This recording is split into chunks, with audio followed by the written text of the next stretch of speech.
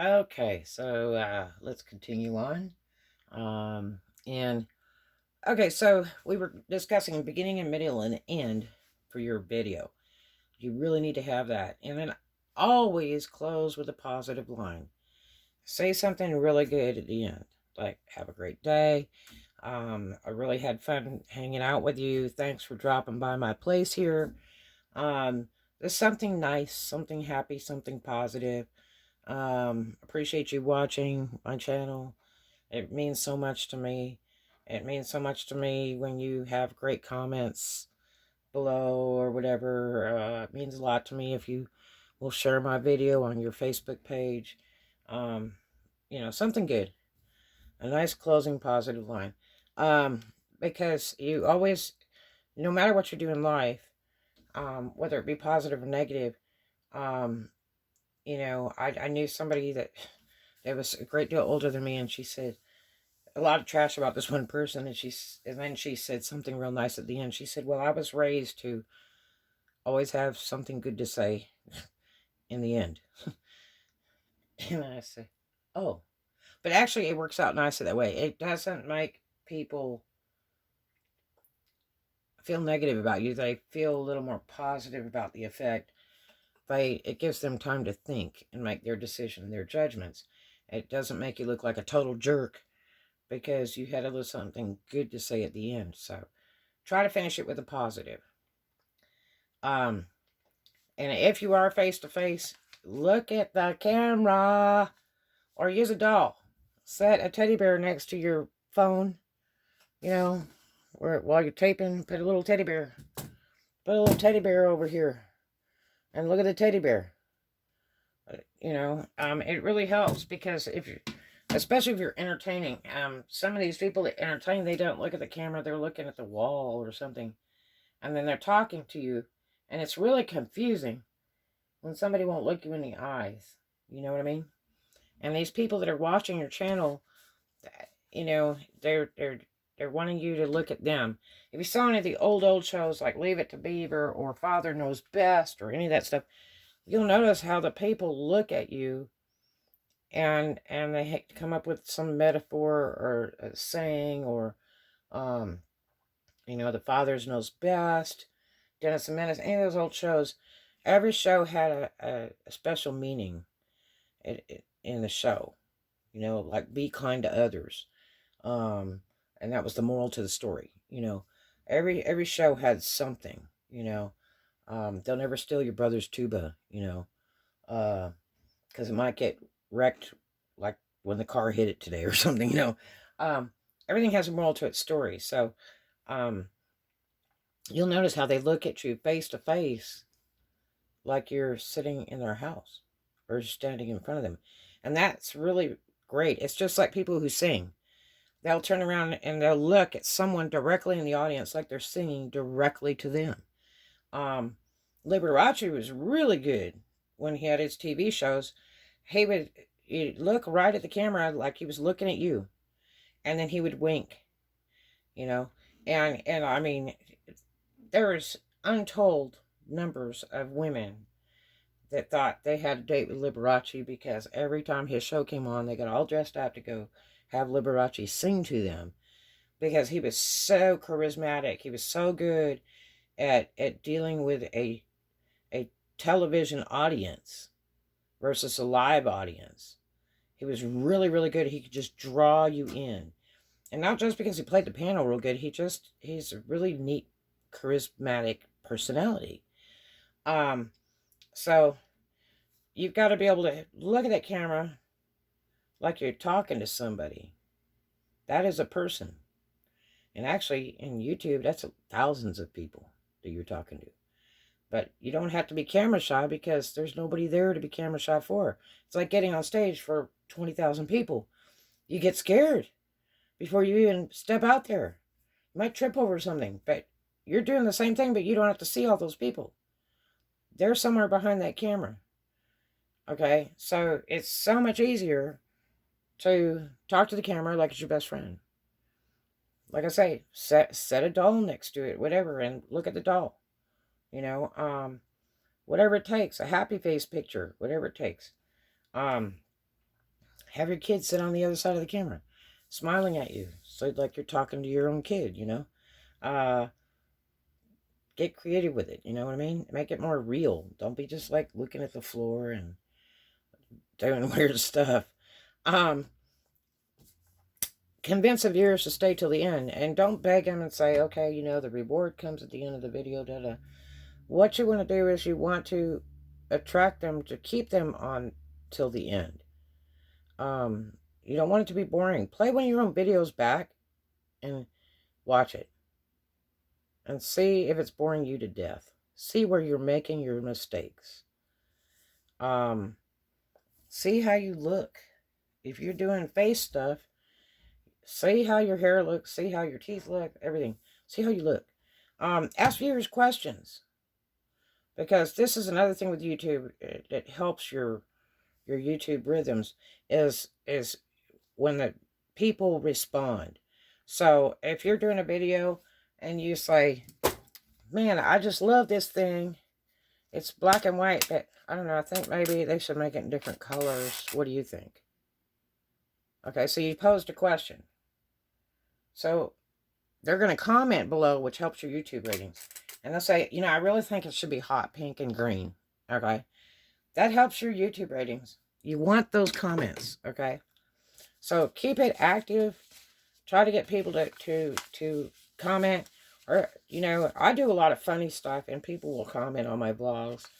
And I like it because it entertained them. I really do. I really do. Or it made them happy. I like that. I like to know that. It's really neat when they comment and say, God, that was really funny, or what a great vlog.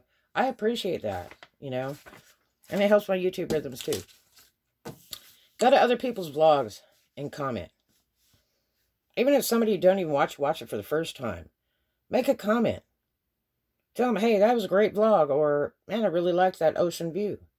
Your car in the video is beautiful. Your kids are beautiful like you. Your wife is beautiful.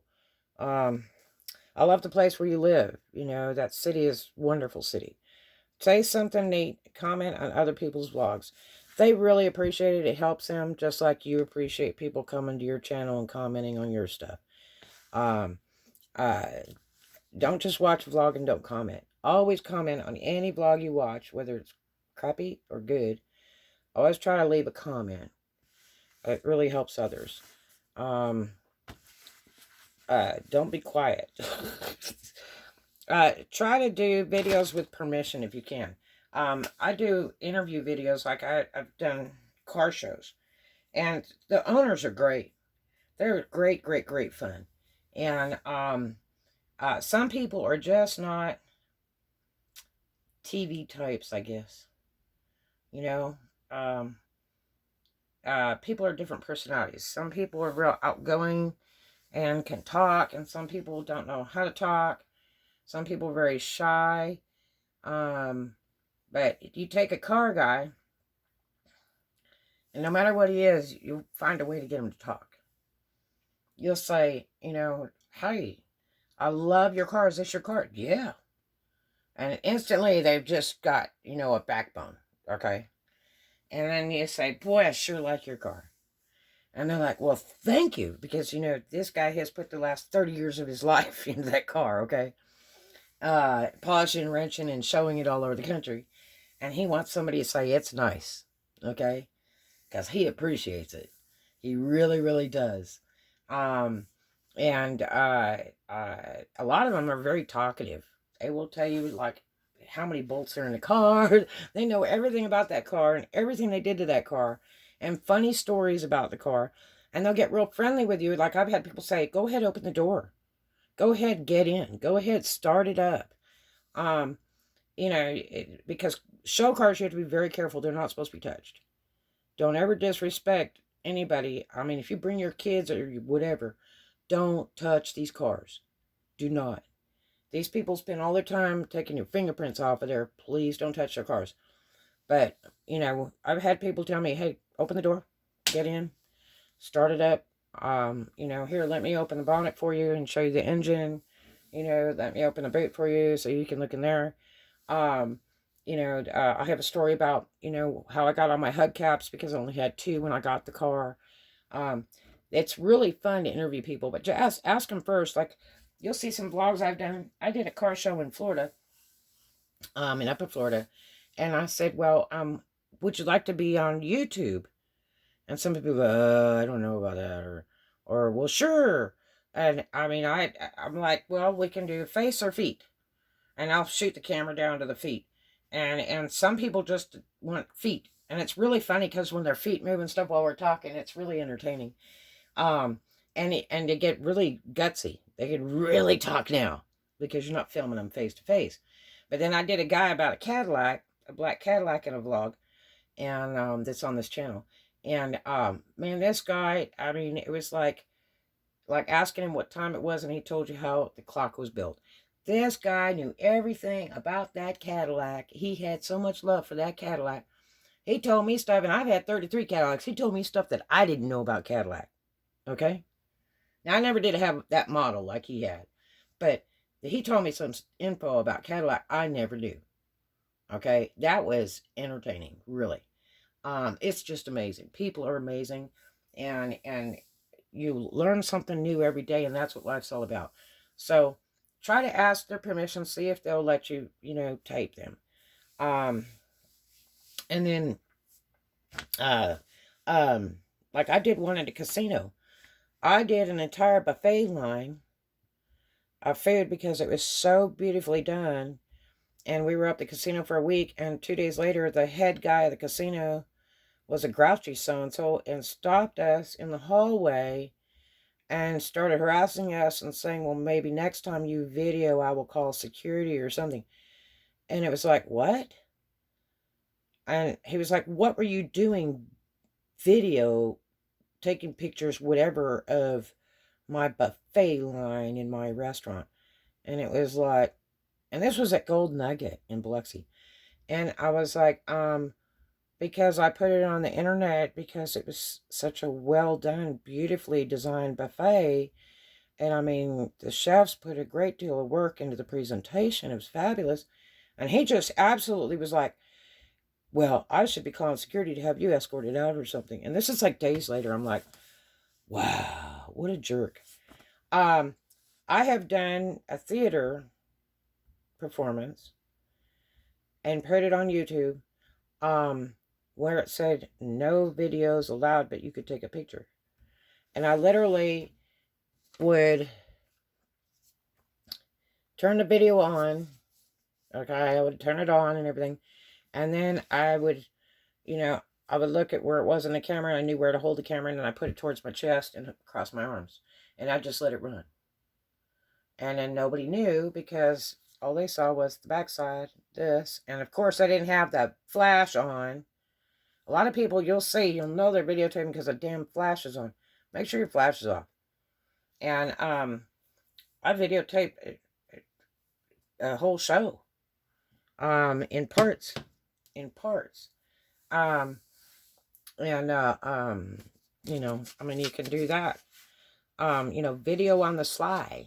If you're going and complaining about a product or a service and you want to get that on tape, turn that video on and hold that thing, across your arms, crossing your arms over your chest, and just hold it there. And that way you get the sound and the video of them and everything, their expressions, and you can post that stuff. Too bad. Try to keep it positive. There's one thing I can't stand. There's one lady on YouTube that was kind of interesting to watch in the beginning, but it seems like every time you turn on one of her vlogs, she is just negative, negative, negative, negative, negative. And it's like 15 minutes of negative, I'm gone.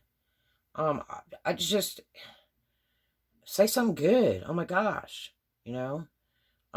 try to keep your vlogs up on the positive as much as you can. And I know some situations are difficult if you're reviewing bad food, bad service, whatever, but try to keep it on the positive if you can. Yeah, bad word travels faster than good, that's for sure. But, don't just continually grind into it,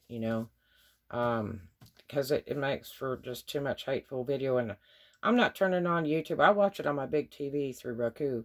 So it's like television. I am not turning that sucker on to use up internet to hear somebody grind away about some garbage forever. You know, it's just too depressing. Don't purposely drag that vlog out. These people will go, okay, here's a vlog about polishing this. And I got a nice, thumbnail picture to hold you. And the vlog is 23 minutes long. And the problem is that they never get to the part till the video is about 3/4 over about going, and all you gotta do is use this cloth and rub it, and it's pretty. Do not drag it out. There's people that are intentionally doing that to log up those minutes. And you know what? I'm not going to watch your vlog. If I don't start seeing some action about what I'm watching your vlog for, I'm going to turn it off. I'll go to the next one because there's 22 other people got that same how to polish that tool right there. That same blog. And I don't have to watch 15 minutes of some garbage before we even got to what we're doing. Okay? You can talk to me while you're doing it if you have to, but get on with it. I do a YouTuber of the week on my channel. It's somebody that really impresses me, no matter how many subs they have, especially if it's a brand new channel, they only have a few subs, I will help promote them if I really like their channel or their work, and I want to help them get to that 1K so they can go live and make some serious money. I do a YouTuber of the week, and I put it in my description box. And, it's other people's channels. I change it all the time. You can look at all my different vlogs, and you'll see, where I have advertised somebody else's channel, on every single vlog I have done in that week, that month, for 2 months, whatever. And I will change it when I find another YouTuber that I really dig. And I'll put that on there and say, hey, here's my YouTuber of the week. And, if you like piano, click on their link. And I'll pick one of their neatest vlogs. And it just helps other people. Let's see. Doorbell ringer on car channel. And this is aggravating too. There is a car channel, and the guy does this vlog that's like 1 hour and 15 minutes, right? And really the vlog should only be about 40 minutes. You know why?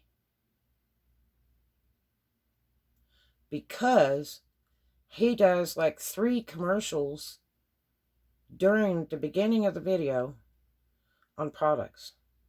So he'll be rebuilding a Ferrari, and then he'll come up and all of a sudden, he'll show you a picture of the Ferrari, and he's sitting next to the Ferrari, and then he'll go, so if you get this phone, it is the greatest phone. He'll go through a 10-minute ordeal over some phone on who to contact and click the link below. And then another 5 minutes go by, and now he's talking about the doorbell ringer. And this doorbell ringer company is awesome. They have a doorbell ringer that'll mount right on your door. And this has nothing to do with cars, okay? And then he's got another one. It says, if you buy this paper pad, this will make you brilliant and make you millions of dollars because it's blue. And click the link below. And it has nothing to do with cars, okay? I mean, he does like 3 of those a vlog. And it's a big, long damn thing. And it's like, what in living hell are you soliciting me for? A bunch of junk for a freaking household mop, a book, a phone, stuff that has nothing to do with the car build. Why don't you just get to it? Now, companies, when you get a channel that's fairly big, or a channel that's specializing, like say you sew. So, say Singer wants to send you their newest sewing machine. You don't stop in the middle of your car vlog and start talking about a sewing machine. What you do is you do a whole separate vlog and it says, okay, Singer sent me this sewing machine and I'm going to review it for you and show you how it works and tell you about all the stuff it does. But you do one whole separate vlog about this. You don't put it in your other crap. And this is where they really appreciate you, and they will send you more. You will get every new Singer sewing machine that they ever make. And they will ship it to you for free. And all they want you to do is do a review because they have ultimate respect for you and like your channel. Okay? And they think they're going to get sales for you, you know, reviewing their product. Okay? Whether it be good, bad, or indifferent. All right? Casey Neistat. Man, he gets phones all year round. Constantly. Tons of phones that companies send him. Amongst other things. Cameras, skateboards. Stuff all the time that companies will say, hey, will you review this on your channel? Scotty Kilmer. He's got a whole garage full of stuff that he was sent for free from private people that invented products to big companies that said, here, will you review this? Okay? Casey Neistat does the reviews and then he does an auction like every year and then donates to a children's fund or something with the auction selling all those brand new products because he doesn't need them. He makes bank and he does not need those products, so he will go ahead and auction them off and donate the money, which is neat. I mean, he's not selling it on eBay, he's auctioning and donating because he gets stuff constantly in the mail. So when your channel gets popular, they're going to send you stuff. But do it right. Put it on a separate vlog. Holy hell. Okay, so, let's see. YouTuber of the week. Car channel. Tries to sell me a doorbell ringer. I had told you in the previous vlog about Uberman Tampa and his spouse. He's a fabulous editor. You should go see his vlogs. The intro of the vlogs are absolutely beautiful. And they change a lot, too. His spouse is always doing something different. Really pretty. Really pretty stuff. Free product reviews. We went over that. Casey Neistat. This is one of the neatest YouTube vloggers, okay? Casey Neistat is a character. Casey Neistat takes and writes notes with markers and he will teach you how to vlog on YouTube from ground zero.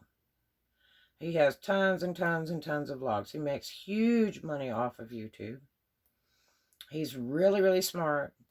And he's always wearing sunglasses. That's just kind of his thing. He's always wearing sunglasses. Neat guy. Really neat guy. Now, his wife is just not appealing. It looks like she absolutely hates YouTube. And she wants nothing to do with it anytime she's involved in one of his videos. So that's kind of a downer. But he is great. He's really great. He doesn't vlog as often as he used to. Because he's kind of over YouTube. He's spent so much time on it for so many years. And he's got millions of views and the monetization. He's making bank. So he doesn't really care at this point.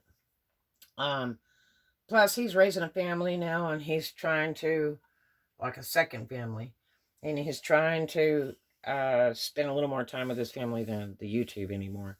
So it's really sad you don't see as many of his vlogs, but he's brilliant. He's absolutely brilliant when it comes to YouTube. So if you have time to watch any of that, his stuff's fantastic. If you really want to learn, that's where I learned a lot of mine. Okay. And what is your channel? Is your channel just I fix cars? Is your channel I make bath bombs? Is your channel food reviews only? Is it travel? They tell you, these big YouTubers will tell you, you've got to have, subject matter. You've got to have, a spice that is just yours. Well, I don't know. I do vlogs about everything. Whether it's a 30-second vlog or it's an hour-long vlog, I do vlogs about everything and anything, weather change, functions, happy things, people that have passed away, newest car, traffic, foul weather, a tornado, a kitty cat, funny stuff. I do a lot of variety stuff, and stuff for business and other things. And if something really picks up well, I will separate it off and make a channel for it. Um, and otherwise, I just have separate playlists. Like I have a balloon playlist, I have DoorDash playlist, I have, separate playlists on this particular channel that you're watching. But I do have other channels too that do other things. And so I created those channels after I did so many vlogs on this channel. Then I created these other channels to move some of that stuff to. Well, actually, I don't move it. I leave it here. I make new vlogs and start them on these other channels. Um, and, that way it's more separate because people just come for that. Otherwise, you're going to go up and down in your subs because you're doing different stuff all the time. So I'd have separate channels. It's like there's a mechanic, Toyota maintenance in California, my friend out there. He has like 4 different channels. He has a racing car building channel, the Toyota channel, the Honda channel, and he has it all kind of separated out. That way, if you're only looking for your, Honda repairs or builds, you go to his Honda channel. If you're just strictly into race and performance cars, you go to his race and performance channel. So he's got that separated out instead of all in one. Okay, and that's kind of neat. And if you have, the viewers for, a lot of viewers for certain vlogs that you're doing, you may want to add another channel. It's free and you can do it. Okay, you can have lots of channels on YouTube and have new titles and new picture and all that good stuff. And then, separate it out. Stop doing, a race car on this channel and do them on your new race car channel. And, you just created something new that people are very attracted to. So, you don't necessarily have to have one title for your channel. Mine's kind of an everything channel, but yet I have added other channels separate that now handle stuff that takes a lot of viewers that only come to see that. I can see that because I lose subs. And it's like I'll do, so many DoorDash videos, and then when I do the beach videos, then I drop subs, and it's because they're mad because I'm not doing a DoorDash video. So I now know that, wow, I got a lot of views over there in my analytics on YouTube, on my YouTube studio. So I really need to set up a separate channel for such and such. And that way I won't lose people, when I do a different type of vlog. But mine's kind of the everything channel. So you choose what you want to do. If you just want to stick with one thing, that's your choice.